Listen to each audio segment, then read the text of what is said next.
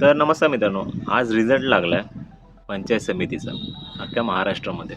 तर मित्रांनो, हा जो मी व्हिडिओ आहे ना, तो जास्तीत जास्त एस-सी कॅटेगरी आणि ओ-बी-सीमधले ज्यांना राजकारणाशी नेहमी वंचित ठेवण्यात आलं त्यांच्यासाठी बनवतो. तर डॉक्टर बाबासाहेब आंबेडकरांनी सांगितलं होतं, जर आपल्याला देश घडवायचा असेल, तर आपल्या लोकांना राजकारणामध्ये असणं खूप गरजेचं आहे. तर मित्रांनो, तुम्ही बघत असाल, आता हे जे विधान भवनमध्ये जे एम-एल-एज बसतात आणि जे पार्लमेंटमध्ये जे एम-पीज बसतात, एम-एल-ए म्हणजे आमदार, एम-पीज म्हणजे खासदार.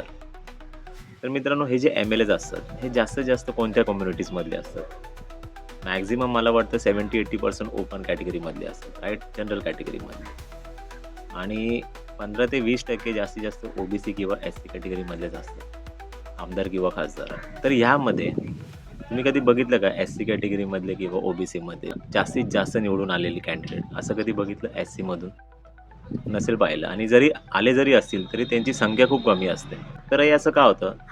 कारण की टेक्निकली जर बघायला गेलं तर ओ-बी-सी वर्ग हा खूप जास्त आहे आणि त्यामुळे ओ-बी-सी वर्ग हा ज्या पार्टीला वोटिंग करणार तीच पार्टी मॅक्झिमम निवडून येण्याचे चान्सेस जास्त असतात. तर अशा वेळेस काय होतं, हे जे काही एस-सी कॅटेगरी असते आणि ओपन कॅटेगरी असतात ह्यांची संख्या सेम असते, म्हणजे 15% आणि 15%. पण तरी पण आहे ना, हॉट सीटवरती म्हणजे सी-एम बोला किंवा एखादं मोठं पद असेल ना राजकारणामध्ये, तर ते ओपन कॅटेगरीवाल्यांनाच मिळतं. कारण की ओ-बी-सी वर्ग आहे ना, हा जास्तीत जास्त आहे ना जनरल कॅटेगरीला फॉलो करत असतो आणि ही रिॲलिटी आहे. तो एस-सी कॅटेगरीला कधीच फॉलो नाही करणार. कारण की एस-सी हा जो वर्ग आहे त्यांच्या मेंटॅलिटीनुसार हा फायनान्शियली आहे ना पुअर आहे. त्यामुळे ते लोकं पॉलिटिकली दृष्टिकोनाने त्यांना सपोर्ट करत नाही. आणि हे फॅक्ट आहे. जात-पात वगैरे या अशा गोष्टी नाही आहेत.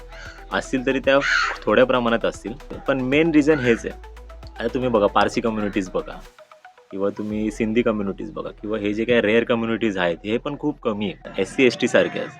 पण तरी पण ते फायनान्शियली खूप स्ट्रॉंग आहे बिझनेसमध्ये वगैरे आणि ते कधी राजकारणामध्ये अशा गोष्टींमध्ये इंटरेस्टेड नसतात. त्यांना आपले बिझनेस खूप इम्पॉर्टंट असतात. कारण की त्यांना हे चांगलं माहिती आहे, जिथे पैसे असतील तिकडे पॉवर असेल, हे त्यांना चांगलं माहिती आहे. तर म्हणायचं तात्पर्य काय, आपण हे जे काही एस-सी आहे किंवा ओ-बी-सीमधले काही फायनान्शियली बॅकवर्ड आहेत, तर त्यांनी एक गोष्ट लक्षात असू द्यावी. तर ह्या निवडणुकामध्ये तुम्ही बघितलं असेल तुमच्या गावांमध्ये, म्हणजे जे हरलेल्या पार्ट्या आहेत ते एकदम शांत बसलेत आणि जे विन झालेले आहेत पंचायत समितीमध्ये ते एकदम जल्लोष करत आहेत. पण याच्यामध्ये बघायला गेलं तर ह्या 2 पार्ट्यांमध्ये जे काही कॅन्डिडेट आहे त्यांचा व्यवसाय येतो एक प्रकारे बोलायला गेलं तर.